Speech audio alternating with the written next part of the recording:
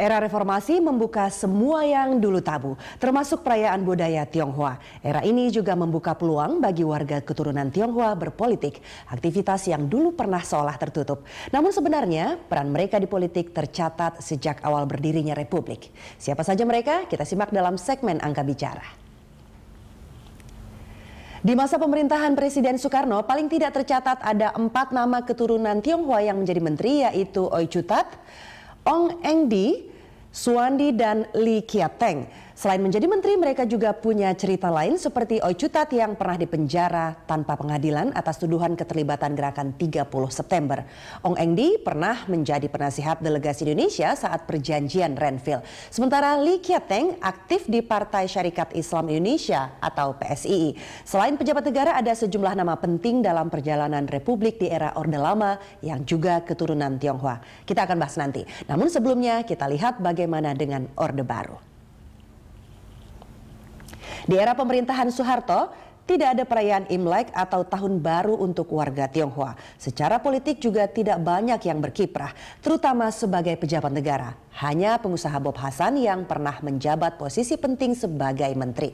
Saat itu sebagian warga Tionghoa yang ingin berpolitik lebih banyak bermain di luar lapangan atau tidak menjadi pejabat negara. Di antara mereka seakan takut bila aktif berpolitik. Bagaimana dengan era reformasi? Sejak Orde Baru runtuh, gairah politik warga keturunan Tionghoa seolah bangkit. Mereka yang dulu meredam keinginan kini menggeliat.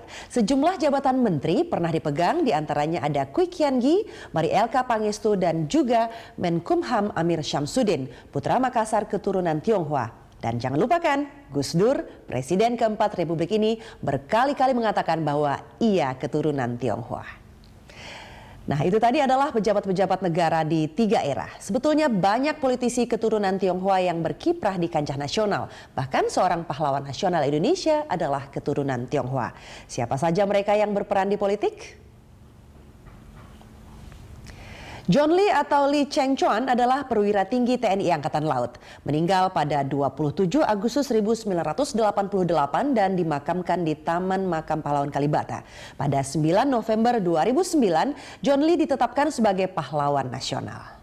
Soal aktivitas politik, jangan lupakan Sohoki, aktivis mahasiswa yang tulisan-tulisannya sangat berpengaruh dan menjadi bacaan penting bagi dunia pergerakan politik mahasiswa.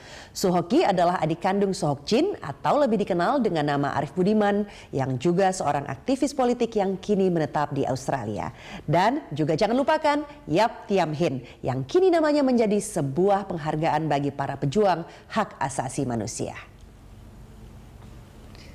Keturunan Tionghoa lain yang juga dikenal dalam kancah politik nasional adalah pendiri Lembaga Penelitian Berpengaruh CSIS, Hari Chan Silalahi. Sementara yang bermain di politik praktis diantaranya politisi Partai Amanat Nasional Alvin Lee dan Basuki Cahaya Purnama atau Ahok yang kini menjabat sebagai Wakil Gubernur DKI Jakarta. Dan terbaru, pengusaha Haritanu Sudibyo kini menjabat Ketua Dewan Pembina Partai Hanura yang juga dijadikan bakal calon Wakil Presiden dari Hanura. Sementara Rusdi Kirana, pemilik maskapai penerbangan Lion Air, kini didapuk menjadi Wakil Ketua Umum Partai Kebangkitan Bangsa PKB.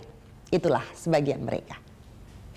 Pemirsa, tidak mudah bagi warga Tionghoa untuk mendapatkan pengakuan sebagai orang Indonesia di negeri ini. 1 bulan setelah kerusuhan Mei 98, sejumlah warga Tionghoa mendirikan Partai Reformasi Tionghoa Indonesia untuk memperjuangkan integrasi mereka ke Indonesia. Informasi ini sekaligus menutup jumpa kita dalam Let's Vote kali ini. Saya Rika Amru atas nama redaksi Let's Vote mengucapkan Selamat Tahun Baru Imlek, Gong Si Fa Cai. Let's Vote, jangan golp.